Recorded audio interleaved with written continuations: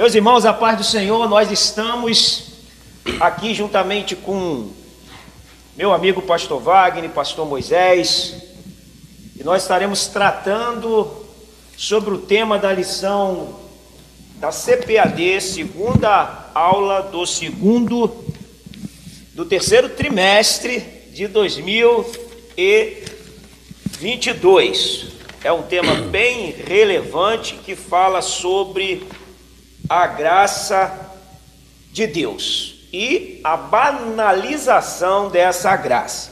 Então fica atento aí, eu espero que esteja tudo bem com vocês, que Deus possa estar nos iluminando a mente, o coração, para que a palavra possa cair numa terra boa e produzir aí por 30, 60 e 100 por um. Fala, meu amigo pastor Wagner. Amém. Graça e paz para todos aí. Estamos aí juntos mais uma vez aí para podermos traçarmos um assunto muito importante. E hoje vamos falar sobre a graça, né? Eu sempre falo que graça é uma coisa que, se a igreja não tiver, né, pastor Daniel? Não adianta, que não vai prosseguir. E vai, pastor Daniel? Pastor Moisés. É Moisés, né? Moisés. Rapaz, Daniel é outro. Perdão, é Moisés. Pastor Moisés. Onde tem Moisés, gente, é só esperar mesmo, bastante graça. A paz do Senhor Jesus, irmãos. Muito feliz de estar aqui pela primeira vez. Estamos aí para abordar esse tema que é de grande relevância, como já foi dito. E tenho certeza que vai ser muito agregador para nossas vidas. Falar da graça, mas com tanto de tristeza, né?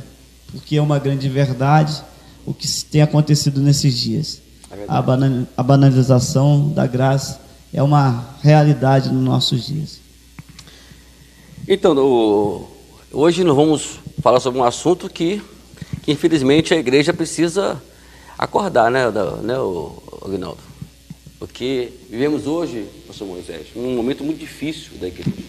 A gente vive aí, sabe, as pessoas achando que a igreja ela é praticamente um lugar para se passear.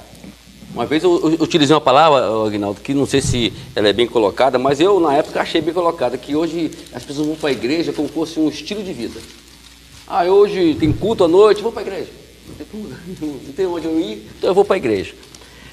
Então eu creio que assim acontece em alguns casos, meu pastor Moisés? Que infelizmente as pessoas vão para a igreja hoje sem ter noção do que nós fomos graciados pelo amor de Cristo em nossos corações.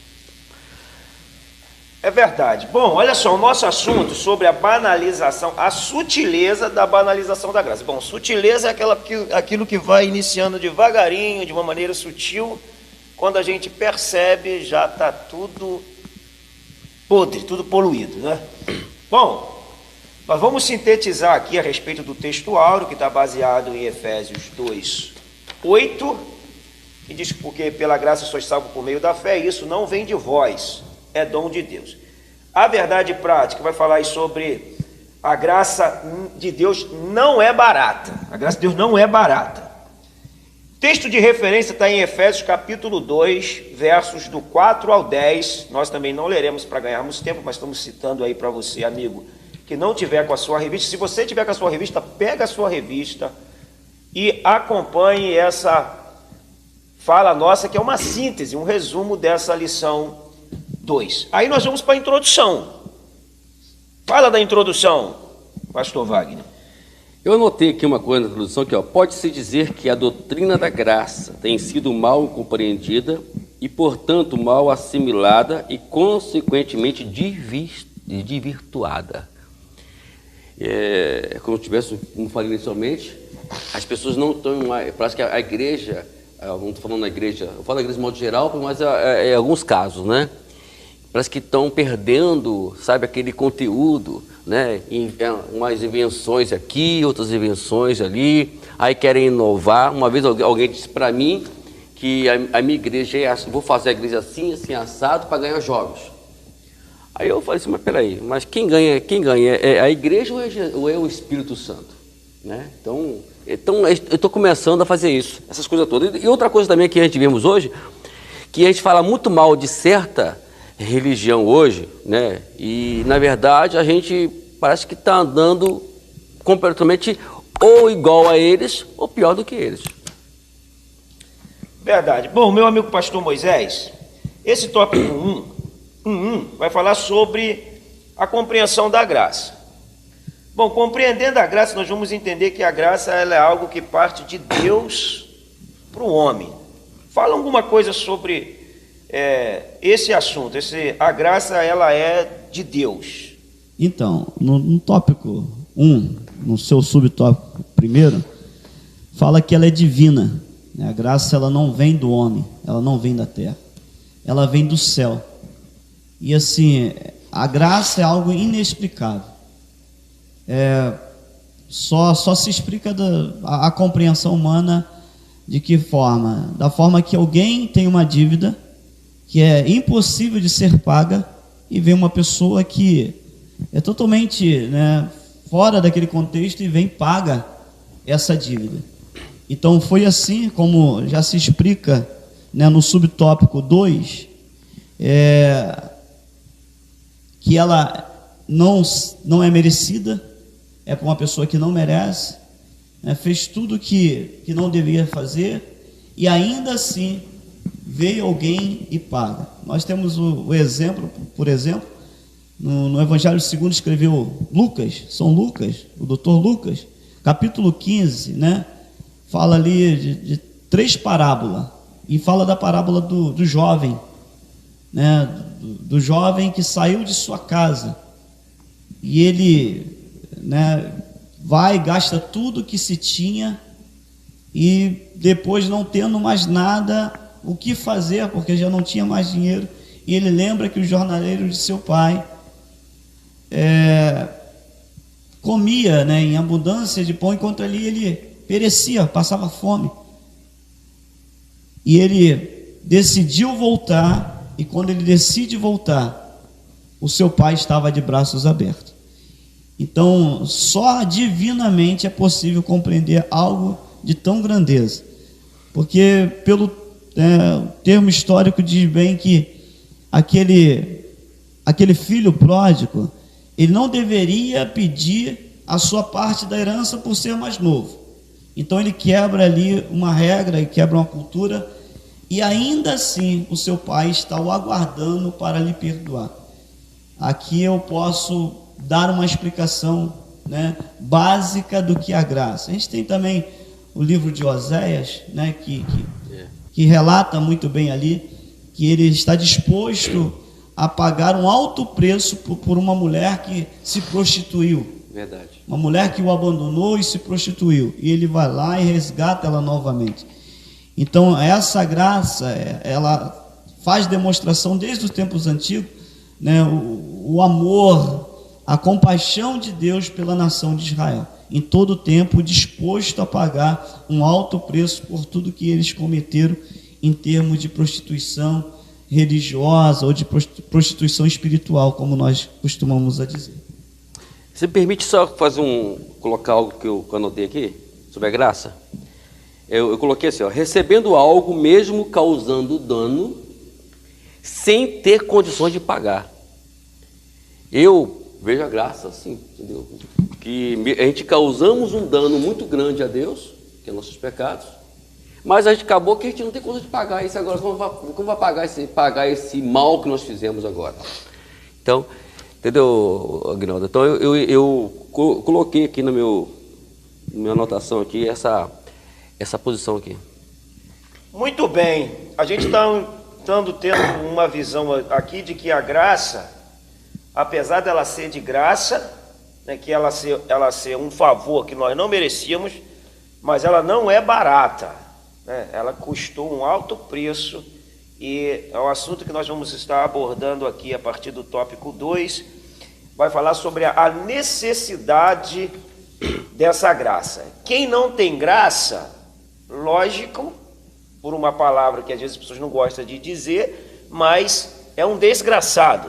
Um desgraçado é alguém que é desprovido da graça. E nós estamos falando aqui da graça salvadora. Nós não merecíamos o céu, nós merecíamos o inferno. A cruz que Jesus carregou jamais fora dele, a cruz era nossa, a coroa era nossa, a cana que ele levou na cabeça era nossa, mas ele levou suportando tudo isso. em nosso lugar. E hoje nós estamos praticamente banalizando essa salvação que custou um alto preço. O 2 diz a graça no contexto bíblico, a necessidade da graça. Bom, a gente observa que a graça começou lá a partir de que Adão erra de modo voluntário, eles optam por comer o fruto e ali há o erro, e Deus começa ali já a providenciar esse ato gracioso que sempre vai partir de Deus para conosco. O que vocês têm a falar sobre essa necessidade que nós temos da graça do Senhor? Bom, como você já falou aí, o que acontece, pastor Moisés e Aguinaldo? Que a gente, na verdade, e como eu já falei aqui, até essa anotação que eu fiz aqui, ela tem muito a ver com isso, né? Que praticamente Adão causou um grande dano. Tanto que a própria terra, ela foi amaldiçoada por conta do pecado de Adão. Só que Deus, ele traz a sua providência, né? Então ele paga algo por nós, em intermédio de Jesus, né? E isso faz com que a gente hoje, a gente viva mais tranquilo, mediante o que Jesus fez por nós. Só que a graça, tem uma coisa que eu coloquei aqui no finalzinho aqui, não sei se a gente vai poder falar agora sobre isso aqui, sobre a questão da universal e universalista. É que hoje tem que chamar muita atenção, pastor Moisés, sobre isso. Não é verdade? Pode falar sobre isso aí. A gente pode comentar um pouquinho. A gente pode comentar sobre isso aqui, Daniel? Você que é o chefão aí? Pode. Vocês devem comentar sobre isso, gente. Universal e universalista. Pastor Moisés, vê se você... Depois eu vou te dar a palavra para você dar sequência. Quer dizer, universal que a graça, ela é para todos. Para todos. Certo. E universalista, parece que hoje as pessoas querem dizer que mesmo pecando, mesmo no erro, você vai ser salvo. A graça, ela é universal, mas dentro de uma condição. Isso aí. Jesus ele nos deixou muito claro quanto a isso. Nós vemos que no Evangelho segundo escreveu João capítulo 3, ele diz ali a Nicodemos, né, que necessário é nascer da água e do Espírito. Ele dá uma condição. Ele dá uma condição. Tanto que ele pergunta, mas eu terei que ir ao ventre da minha mãe e tornarei esta terra novamente? Não. É nascer da palavra e nascer do Espírito. Seria um nascimento moral e um nascimento interno, né? Espiritual, interno. O Espírito nos dá um nascimento interno, a gente volta a viver para Deus, e a palavra nos dá um nascimento moral, a gente deixa Então isso. seja esse então o problema hoje, Aguinaldo, que pessoas querem dizer que já nasceram espiritualmente, mas moralmente pode continuar pecando, é isso? Quando a gente não tem o nosso contexto moral mudado pela palavra, a gente acaba desembocando numa vida cristã baseado na carne, na carnalidade. Mas os universalistas falam sobre isso. O que norteia a nossa conduta externa, a nível de testemunho, é justamente a palavra de Deus. Quem roube, não roube mais. Quem furte, não furte mais. Quem mente, não mente mais. Isso aí é o que a palavra vai nos dando norte, né, para a nossa conduta moral. Prossiga, pastor Moisés. E dentro dessa questão, né, nós vemos ali o apóstolo Paulo, aos Gálatas, ele correlaciona, né, sobre o fruto do Espírito, os 9, né, a gente faz uma semelhança a uma tangerina, que é um fruto, e tem os seus 9 gomos ali. Então é esse tratamento. E muitas pessoas se enganam, né? Eu não tenho paz, eu não sou longânimo, eu vou orar para que Deus me dê. Mas tem gomo desse fruto que ele tem que ser treinado. Não adianta orar. Infelizmente, o que se ensina hoje nas igrejas é sempre terceirizar a nossa responsabilidade. Verdade. Tem coisas que são de nossa responsabilidade. Então, eu tenho que querer amar, é uma condição. Eu tenho que querer, né, conter o ânimo. Aí fala assim, eu não amo porque Deus não colocou isso no meu coração. É fácil, jogar para Deus é fácil, né? Então nós vemos que Adão, quando ele lá no Éden, ele peca e ele é responsabilizado dos seus atos. Tanto que a ele, né, é dada ali a sua devida paga. Aumenta o trabalho, né? O trabalho passa a ser do suor do seu rosto, se alimentar através do trabalho árduo. E, né, Deus ele poderia restituir Noé no Éden, poderia, mas essa restituição no Éden não seria a graça a todo mundo. Então Deus permite que Noé saia do Éden, né? Adão, permite que Adão saia do Éden, e aí, através da morte do Senhor Jesus Cristo, todos nós recebemos esta graça. Nós fomos alcançados pela graça.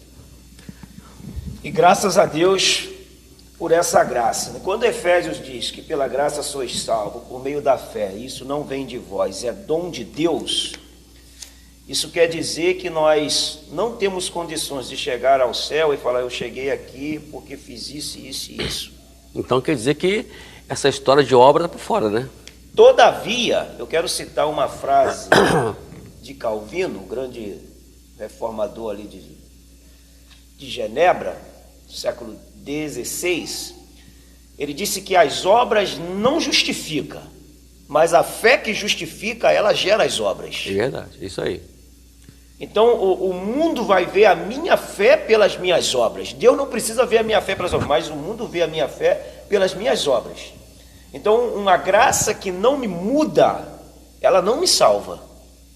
Não é verdade? Isso inclusive é uma máxima de Spurgeon. Uma graça que não me muda, não me salva.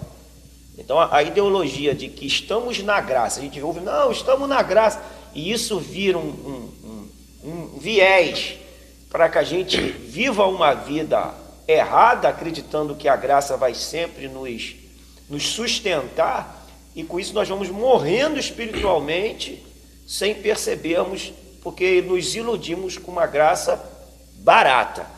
Vou até ler um texto aqui, que é muito importante, que é Tito, carta de Paulo a Tito, capítulo 2, versículo 11 e o 12, que diz assim: portanto, a graça de Deus se manifestou salvadora a todos os homens, ou trazendo salvação a todos os homens, como a RC, eu estou lendo na RA, educando-nos para que, renegadas as impiedades e as paixões mundanas, olha aí, vivamos no presente século sensata, justa e piedosamente.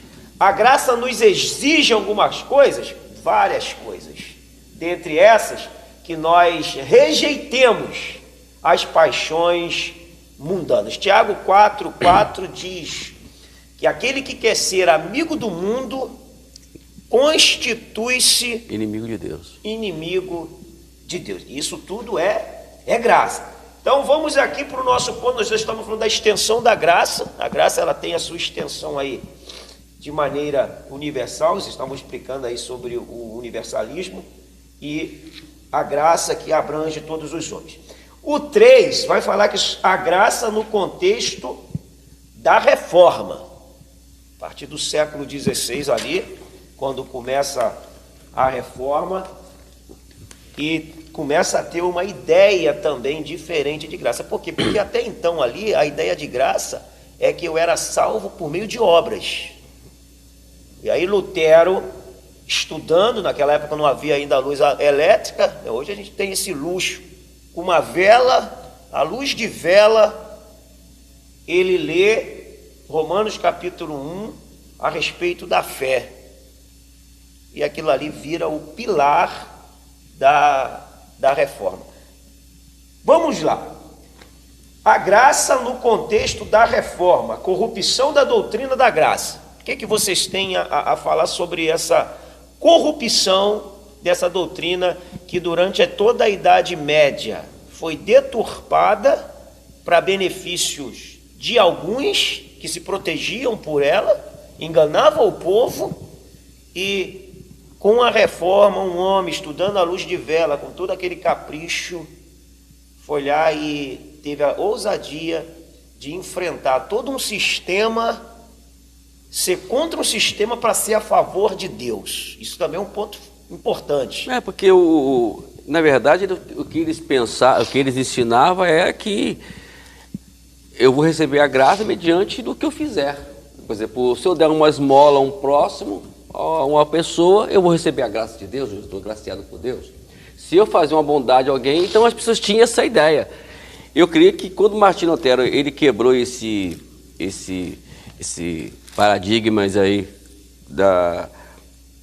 a qual existia no século lá, é que quebrou, também trouxe para a gente a ideia de que ou a gente crê ou não recebe ela. Né? Então, essa hora de merecer, como as pessoas falam, eu sempre falo que é o seguinte, a pessoa fala assim, eu não mereço isso. Aí eu sempre falo assim, realmente, nós não merecemos nada, né? Então, vamos continuar com esse pensamento, que você não merece nada. Enquanto a gente falar que eu faço tudo nessa terra, igual uma vez aconteceu um fato lá, com uma pessoa próxima nossa lá, que parece que ela perdeu um dinheiro e falou assim, eu não mereço, porque eu não mereço passar por isso, não mereço passar por isso, porque eu estou passando por isso, eu não mereço. A questão básica não é essa, né? Acho que, na verdade, se a gente for levar em conta, a gente não era para ter nada, né, professor?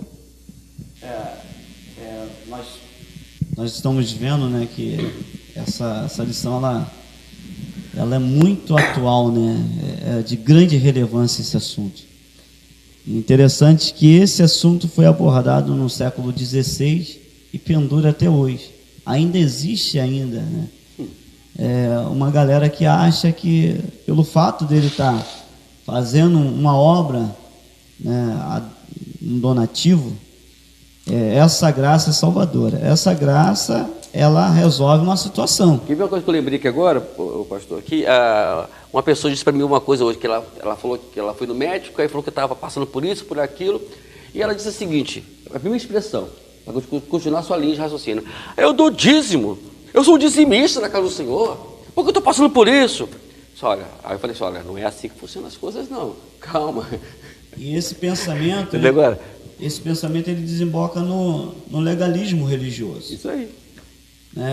É o que a barganha, né? Os irmãos lá em Jerusalém, né, o apóstolo Pedro, ele tinha muito essa linha de pensamento, muito esse pensamento, e tanto que quando os irmãos da Galácia chegaram, né, a Jerusalém, ele tentou repreender, praticamente o obrigando para que eles viessem a ser circuncidados, e alegando que a salvação também, para alcançar a salvação também deveriam receber a circuncisão. E o apóstolo Paulo diz ali que a circuncisão deles não é a amputação de membros, mas a transformação interior. E louvamos a Deus pela vida do nosso irmão Lutero, né, que nos deixa esse apoio, mas ainda assim nós permanecemos lutando contra esse pensamento que ainda é muito forte. Infelizmente, né, dentro da nossa própria área, naquilo que não deveria, né, Guinaldo? Existe isso. E dentro do nosso próprio povo, quer dizer, vou fazer hoje um trabalho de campanha aqui hoje, né? E se você vier para a campanha, você vai receber. Se você não vier, você não vai receber. Então, é aquela coisa que você falou, vamos barganhar com Deus aqui, vamos ver se eu vier, Ele vai me dar. E a igreja, por ser uma filantropia, muitos acham que a única obrigação que a igreja tem, como instituição, é de ajudar os necessitados. Também, mas o maior dever da igreja é pregar as boas novas de salvação. Amém. Muito bem. Então, nós vamos falando aqui sobre a doutrina da graça. A restauração da doutrina da graça, porque ela foi banalizada, né, a ponto de chegarem que a graça ela é irresistível, ou seja, todos aqueles serão alcançados pela salvação, porque não tem como resistir à graça. Isso também se tornou uma banalização, segundo a teologia arminiana. que a gente acredita que, na depravação total do homem, o homem está totalmente depravado, longe de Deus, e que ele precisa reconhecer, cair em si, semelhante ao filho pródigo que foi citado.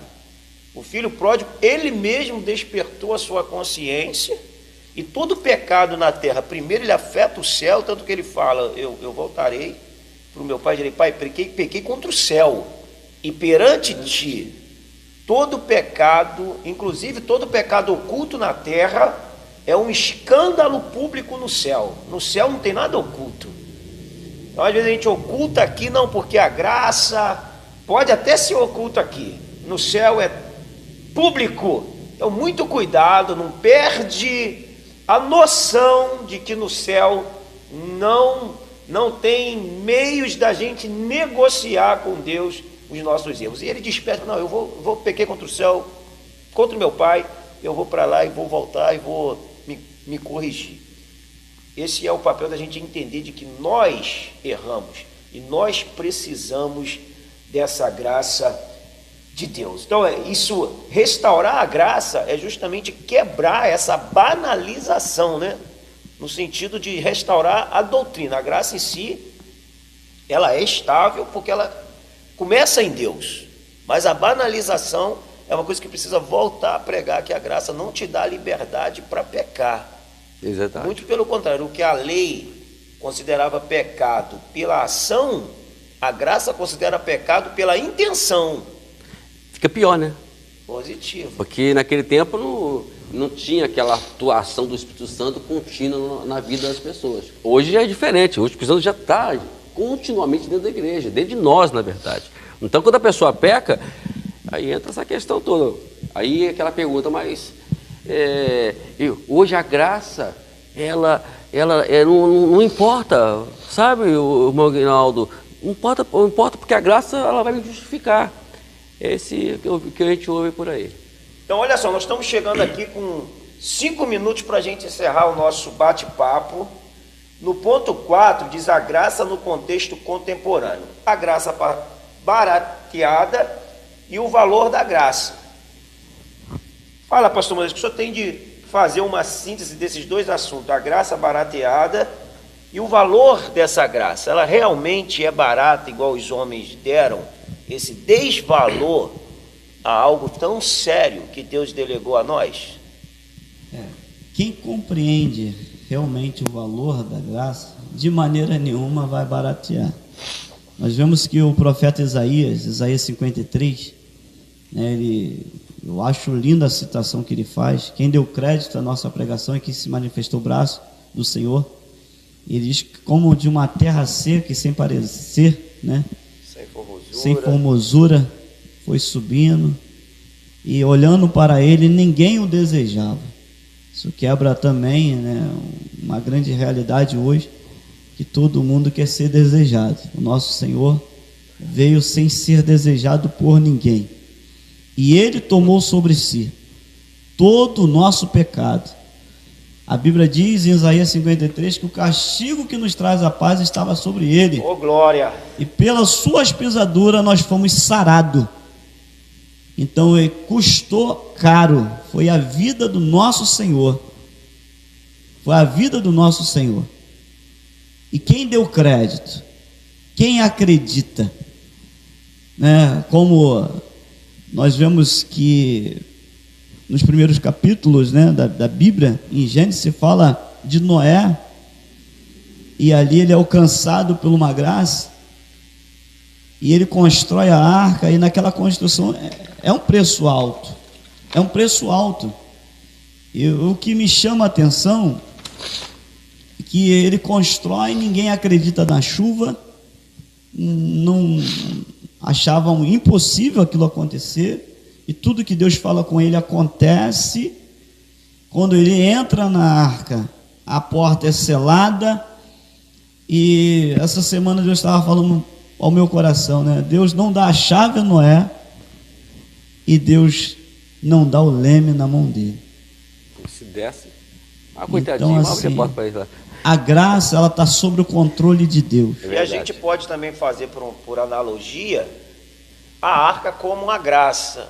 E quem adentrou, né? Porque a arca foi construída, não foi construída para Noé e sua família, né? Foi construída para Noé e a todos que ouviram a pregação de Noé. Todos. Quem não entrou resistiu à pregação. Resistiu à graça. E quem entrou foi preservado da inundação. É a condição. Muito boa. É a condição. A arca está parada. A porta ainda está aberta. Aí nós vamos para Mateus, no Evangelho de Mateus, capítulo 25, a parábola das 10 virgens. 5 loucas e 5 prudentes.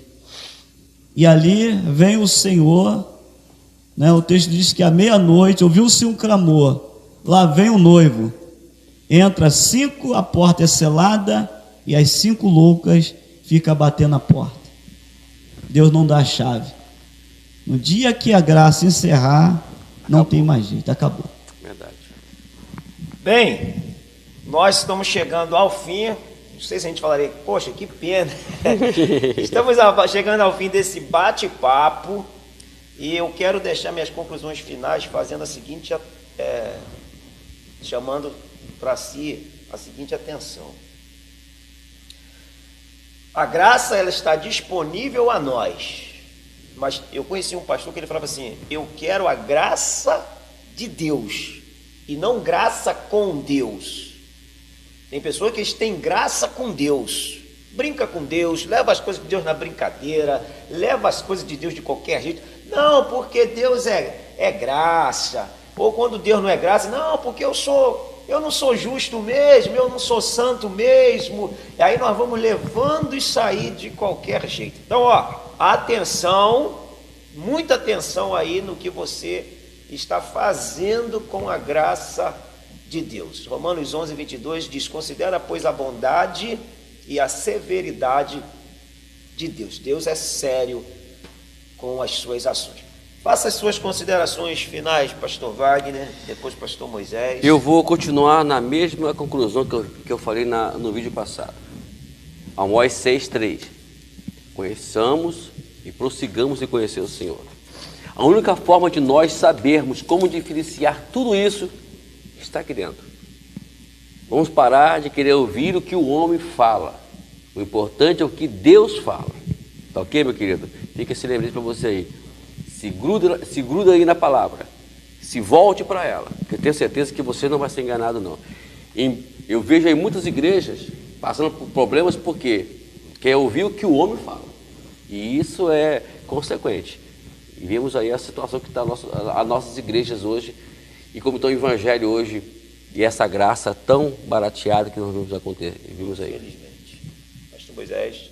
A minha consideração é de agradecimento ao nosso Deus, né, por tão grande graça que derramou sobre as nossas vidas. Amém. E nos faz estar aqui e dizer para você, amigo, que ainda está em dúvida, né? Ainda tem se questionado sobre muitas questões, até por tudo que nós estamos vendo. Quero te dizer, a graça não é de graça. O Senhor te chama para que você entre na arca, você mude de vida, restaure a sua casa, a sua família, a sua vida e siga Cristo.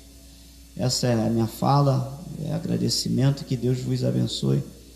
Muito obrigado por esta grande oportunidade que nós temos tido. Que a graça nos deu.